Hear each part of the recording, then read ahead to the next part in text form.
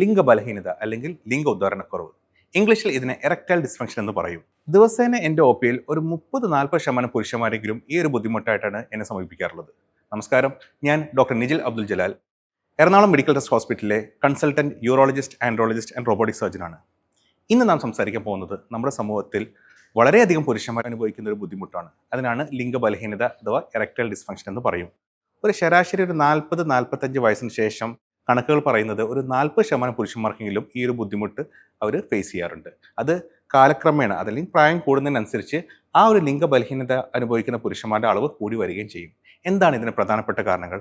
നമ്മുടെ ഈ ഒരു കാലഘട്ടത്തിൽ നമ്മുടെ പുരുഷന്മാർ ഫേസ് ചെയ്യുന്ന ഏറ്റവും കുറച്ച് ബുദ്ധിമുട്ടുകളാണ്. ഒന്ന്, അവരുടെ ജോലി സ്ഥലത്തുള്ള അവരുടെ പ്രഷർ, അവരുടെ സ്ട്രെസ്സ്, ഉറക്കമില്ലായ്മ, വർക്ക് പ്രഷർ കൂടാതെ തന്നെ വീട്ടിൽ ചെന്നിട്ടുണ്ടെങ്കിൽ അവിടെ ഫാമിലി പ്രഷർ, അങ്ങനെ പലതും വരുമ്പോഴേക്കും അവരുടെ സ്ട്രെസ്സ് കൂടുന്നു, അവരുടെ ഉറക്കം ശരിയല്ലാതായി വരുന്നു, അവരുടെ ഡയറ്റ് അഥവാ അവരുടെ ഭക്ഷണ രീതികൾ ശരിയല്ലാതെ വരുന്നു. അതുകൊണ്ട് തന്നെ ഒരു വ്യായാമത്തിൻ്റെ കുറവ്, ഇതെല്ലാം വരുമ്പോഴേക്കും അവരുടെ മൊത്തത്തിലുള്ള പുരുഷന്മാരുടെ മൊത്തത്തിലുള്ള അവരുടെ ആരോഗ്യനില കുറഞ്ഞു വരുന്നു. മൊത്തത്തിലുള്ള ആരോഗ്യനില കുറഞ്ഞു വരുന്നതിൻ്റെ കൂടെ തന്നെ അവരുടെ ഈ ഒരു ലിംഗത്തിൻ്റെ ആരോഗ്യം അതോടുകൂടി തന്നെ കുറഞ്ഞു വരുന്നു. പ്രധാനപ്പെട്ട കാരണം അതാണ്. പിന്നെ നമ്മൾ കണ്ടുവരാറുള്ളത് പ്രധാനപ്പെട്ട മറ്റൊരു കാരണമാണ് കൺട്രോൾ ഇല്ലാത്ത പ്രമേഹ രോഗം. നമുക്കറിയാം, ഒരു 10 വർഷം പ്രമേഹ രോഗത്തിന് വേണ്ടി മരുന്നുകളോ അല്ലെങ്കിൽ ഇൻസുലിൻ എടുക്കുന്ന ആൾക്കാർക്ക് പലപ്പോഴും അവരുടെ ഷുഗർ കൺട്രോൾ ആണെങ്കിൽ തന്നെ അവർ ഫേസ് ചെയ്യുന്നൊരു ബുദ്ധിമുട്ടാണ് ഈ എറക്ടൈൽ ഡിസ്ഫങ്ഷൻ എന്ന് പറയുന്നത്. ഈ എറക്ഷൻ എന്ന് പറയുന്നത് നമ്മുടെ പങ്കാളിയുമായിട്ട്, ഒരു പുരുഷൻ്റെ പങ്കാളിയുമായിട്ട് ബന്ധപ്പെടാൻ താല്പര്യപ്പെടുന്ന ആ ഒരു സമയത്ത് ശരീരത്തിൻ്റെ അകത്തുള്ള കുറേ രക്തം ലിംഗത്തിലോട്ട് പോകുന്നു. ആ പോയ രക്തം അവിടെ തന്നെ ട്രാപ്പായി നിന്നാൽ മാത്രമാണ് ആ ഉദ്ധാരണം അവർക്ക് മെയിൻറ്റെയിൻ ചെയ്യാൻ പറ്റുള്ളൂ. പോയ രക്തം അതുപോലെ തന്നെ തിരിച്ച് ശരീരത്തിൽ വരുമ്പോഴേക്കും അവർക്ക് ആ ഉദ്ധാരണം മെയിൻറ്റെയിൻ ചെയ്യാൻ പറ്റാതിരിക്കുന്നു. അതോടുകൂടി തന്നെ അവരുടെ പെർഫോമൻസ് കുറഞ്ഞു വരുന്നു.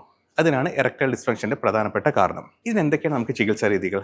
മാർക്കറ്റിൽ എന്നല്ല, നമുക്ക് സോഷ്യൽ മീഡിയ തുറന്നു നോക്കിയിട്ടുണ്ടെങ്കിൽ പലതരം ചികിത്സകൾ നമുക്ക് കാണപ്പെടാൻ പറ്റും. അത് പല പേരുകളിലായിട്ടായിരിക്കും, പല ഫോർമുലേഷൻസ് ആയിരിക്കും. ഫോർമുലേഷൻ എന്ന് ഉദ്ദേശിക്കുന്നത് ചിലപ്പോൾ ടാബ്ലറ്റ് ആയിട്ടായിരിക്കും, ചിലപ്പോൾ ജ്യൂസ് ആയിട്ടായിരിക്കും, ചിലപ്പോൾ ജാം ആയിട്ടായിരിക്കും. പുരുഷന്മാർക്ക് അറിയാം, സോഷ്യൽ മീഡിയ തുറന്നു നോക്കിയിട്ടുണ്ടെങ്കിൽ ഇങ്ങനെ പല ഓപ്ഷൻസും അവരുടെ മുന്നിൽ ലഭ്യമാണ്. എന്നാൽ ശാസ്ത്രീയമായിട്ട് നമുക്കൊരു 4 സ്റ്റെപ്പ് ലാഡർ പാറ്റേൺ ആയിട്ട് ഇതിൻ്റെ ചികിത്സയെ പറ്റി നമുക്ക് പറയാൻ പറ്റും. തുടക്കത്തിൽ നമുക്ക് കൊടുക്കാൻ പറ്റുന്ന ഒരു കാര്യം എന്ന് പറഞ്ഞിട്ടുണ്ടെങ്കിൽ മരുന്നുകളാണ്. വളരെ പോപ്പുലറായിട്ട് നമ്മൾ പുരുഷന്മാർക്ക് ഉപയോഗിക്കാൻ പറ്റുന്നൊരു മരുന്നാണ് വയാഗ്ര. അതിന് സയൻറ്റിഫിക്കലി സിൽഡനാഫിൽ എന്ന് പറയും. ഇത് കൂടാതെ തന്നെ വളരെയധികം കോമൺ ആയിട്ട് ഉപയോഗിക്കുന്ന വേറൊരു മരുന്നാണ് ടെഡലാഫിൽ എന്ന് പറയും.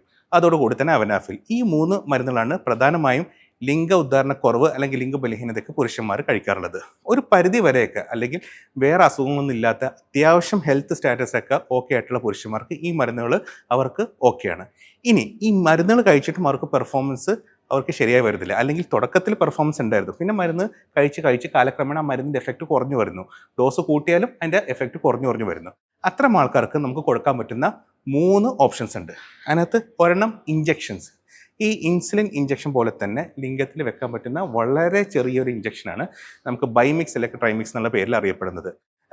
അത് വെക്കുമ്പോഴേക്കും പലർക്കും പല രീതിയിലായിരിക്കും അവർക്ക് റെസ്പോണ്ട് ചെയ്യുന്നത്. ചിലവർക്ക് ഒരാഴ്ചയോളം അതിൻ്റെ എഫക്റ്റ് ഉണ്ടാവും, ചിലവർക്ക് ഒരു ഷോട്ടിൽ തന്നെ ഒരു പെർഫോമൻസ് ആണ് അവർക്ക് ചെയ്യാൻ പറ്റുള്ളൂ. ഇഞ്ചക്ഷൻസ് എന്ന് പറയുമ്പോഴേക്കും അതൊരു പെർമനൻറ്റ് സൊല്യൂഷൻ അല്ല, മരുന്നുകളിൽ നിന്ന് ഒരു പടി മുകളിൽ നിൽക്കുകയും എന്നാൽ ശാശ്വതമല്ലാത്തൊരു ട്രീറ്റ്മെൻ്റ് ആണ് ഇഞ്ചക്ഷൻസ് എന്ന് പറയുന്നത്. പിന്നെ എൻ്റെ കയ്യിൽ ഇവിടെ ഇരിക്കുന്നത് ഇതിന് പിനൈൽ പമ്പ് എന്ന് പറയും, വാക്യൂം എറക്ഷൻ ഡിവൈസ്. ഇത് പീനിസ് ആണെങ്കിൽ ഈ പീനിസ് അഥവാ ലിംഗം ഇതിൻ്റെ അകത്ത് വെച്ചിട്ട് പുരുഷന് ഒന്നല്ലെങ്കിൽ മാനുവലി ഇത് പമ്പ് ചെയ്യാൻ പറ്റും, അല്ലെങ്കിൽ ഒരു ബാറ്ററി കൺട്രോൾഡ് ആയിട്ടുള്ള ഒരു മോട്ടർ ഘടിപ്പിച്ചിട്ട് നെഗറ്റീവ് സെക്ഷൻ, അതായത് വാക്യൂം വെച്ചിട്ട് പീനൽ ഇറക്ഷൻ ചെയ്യാൻ പറ്റും. ഇതൊരു സ്റ്റേബിൾ റിലേഷൻഷിപ്പ്, അതായത് ഒരു ഭാര്യ ഭർത്തൃ റിലേഷൻഷിപ്പ്, ഒരു ഭർത്താവിൻ്റെ പോരായ്മകൾ മനസ്സിലാവുന്ന ഒരു പങ്കാളി അങ്ങനെ കൂടെ ഉണ്ടെങ്കിൽ മാത്രമാണ് അവർക്കിത് ഉപയോഗിക്കാൻ പറ്റുള്ളൂ.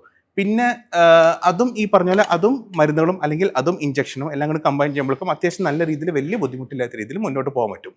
പക്ഷേ ഒരു പെർമനൻറ്റ് അല്ലെങ്കിൽ ഒരു ശാശ്വതമായിട്ടുള്ള ചികിത്സ, മരുന്നുകൾ കഴിച്ച് തളർന്നിരിക്കുന്നു അല്ലെങ്കിൽ മരുന്നുകൾ അവർക്ക് ടോളറേറ്റ് ചെയ്യാൻ പറ്റാത്ത പുരുഷന്മാർ, അല്ലെങ്കിൽ ഇഞ്ചക്ഷൻ എടുക്കാൻ പറ്റാത്ത പുരുഷന്മാർ, ചിലവർ ഈ രക്തം കട്ടുപിടിക്കാതിരിക്കാണ് മരുന്നുകൾ എടുക്കുമ്പോഴേക്കും അവർക്ക് ഇഞ്ചക്ഷൻസ് എടുക്കുമ്പോഴേക്കും പീനിസിൽ അഥവാ ലിംഗത്തിൽ രക്തക്കട്ട വരാനുള്ള സാധ്യതയുണ്ട്. അപ്പോൾ അങ്ങനെയുള്ള പുരുഷന്മാർക്ക്, അല്ലെങ്കിൽ പമ്പ് ഉപയോഗിച്ചിട്ട് അവർക്ക് എറക്ഷൻ കിട്ടാത്ത ആൾക്കാർക്ക്, അത്തരം ആൾക്കാർക്ക് ഏറ്റവും ലോങ് ലാസ്റ്റിംഗ് ആയിട്ടുള്ള പെർമനൻറ്റ് സൊല്യൂഷനാണ് പിനൈൽ ഇംപ്ലാന്റ് എന്ന് പറയും.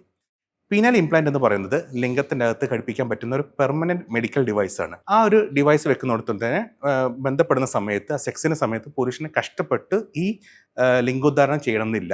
ആവശ്യമുള്ളപ്പോൾ ലിംഗം താഴ്ത്തി വെക്കാം, ആവശ്യമുള്ളപ്പോൾ പൊക്കി വെക്കാം. ഈ ഒരു പീനൽ ഇംപ്ലാന്റ് വെക്കുന്നതോട് കൂടി തന്നെ പീനിസിൻ്റെ ലെങ്ത്തും അതിൻ്റെ ഗിർത്തും അതിൻ്റെ സൈസും കൂടി വരുന്നു. ഇതൊരു പെർമനൻറ്റ് ലോങ് ലാസ്റ്റിംഗ് സൊല്യൂഷനാണ്. ഈ പീനൽ ഇംപ്ലാന്റ് തന്നെ പലതരം ടൈപ്പുകളുണ്ട് കേട്ടോ. അതായത് ഇപ്പം ഞാൻ പറഞ്ഞത് സിമ്പിളായിട്ടുള്ള ഒരു സെമി റിജിഡ് പീനൽ ഇംപ്ലാന്റ്, അതായത് കട്ടിയുണ്ട് പക്ഷേ നമുക്ക് ആവശ്യാനുസരണം നമുക്ക് മടക്കി വെക്കാനും പൊക്കി വെക്കാനും പറ്റുന്ന ഇംപ്ലാന്റ് ആണ്. ഇംപ്ലാന്റ് പുറത്തോട്ടൊന്നും കാണില്ല, ലിംഗത്തിൻ്റെ അകത്ത് തന്നെ ആയിരിക്കും നമ്മൾ ഘടിപ്പിക്കുന്നത്. പിന്നെ ഓൾമോസ്റ്റ് നോർമൽ രീതിയിൽ നമുക്ക് ഘടിപ്പിക്കാൻ പറ്റുന്ന 3 പീസ് ഇംപ്ലാന്റ് ഉണ്ട്. അതായത് ആവശ്യമുള്ള സമയത്ത് നമുക്കൊരു വൃഷ്ണസഞ്ചിയിൽ വെക്കാൻ പറ്റുന്ന ചെറിയൊരു പമ്പുണ്ട്. ആ പമ്പ് വെച്ചിട്ട് ഈ ലിംഗത്തിൻ്റെ അകത്ത് ഘടിപ്പിച്ചിരിക്കുന്ന ഇംപ്ലാന്റ് വീർപ്പിക്കാനും അതോടുകൂടി തന്നെ നമ്മുടെ സെക്സ് കഴിഞ്ഞതിന് ശേഷം ആ പമ്പ് വെച്ച് തന്നെ ആ ഇംപ്ലാന്റ് ചുരുക്കി കൊണ്ടുവരാനും പറ്റുന്ന 3 പീസ് ഇംപ്ലാന്റ്സ് ഉണ്ട്. അങ്ങനെ പലവിധ ഇംപ്ലാന്റ്സും നമുക്ക് ലഭ്യമാണ്.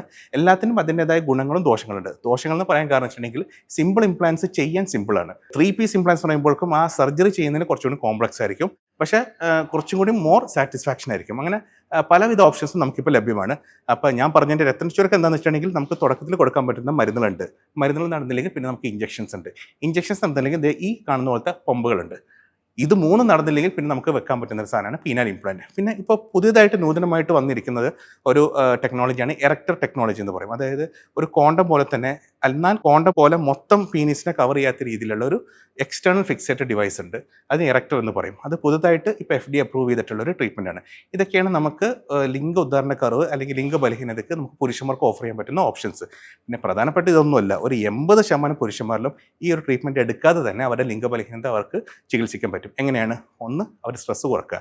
സ്ട്രെസ് നമ്മൾക്ക് പല രീതിയിലായിരിക്കും. ഞാൻ നേരത്തെ പറഞ്ഞ വർക്ക് പ്രഷർ ഉണ്ടാവും, ഫാമിലി പ്രഷർ ഉണ്ടാവും, അല്ലാത്ത സോഷ്യൽ പ്രഷർ ഉണ്ടാവും. ഇതെല്ലാം കൺട്രോൾ ചെയ്തിട്ട് നമുക്ക് നല്ലൊരു ജീവിത രീതി, നല്ല വ്യായാമം, നല്ല ഭക്ഷണ രീതി, ഡെയിലി ഒരു അരമണിക്കൂർ വ്യായാമം, ഓർഗാനിക് ആയിട്ടുള്ള ഫുഡ്സ് കഴിക്കുക, ഫാസ്റ്റ് ഫുഡ്, ജങ്ക് ഫുഡ് അതെല്ലാം കഴിവതും കുറയ്ക്കുക, സ്ട്രെസ്സ് കുറയ്ക്കുക, സ്ലീപ്പ്, ഉറക്കം കറക്റ്റാക്കുക.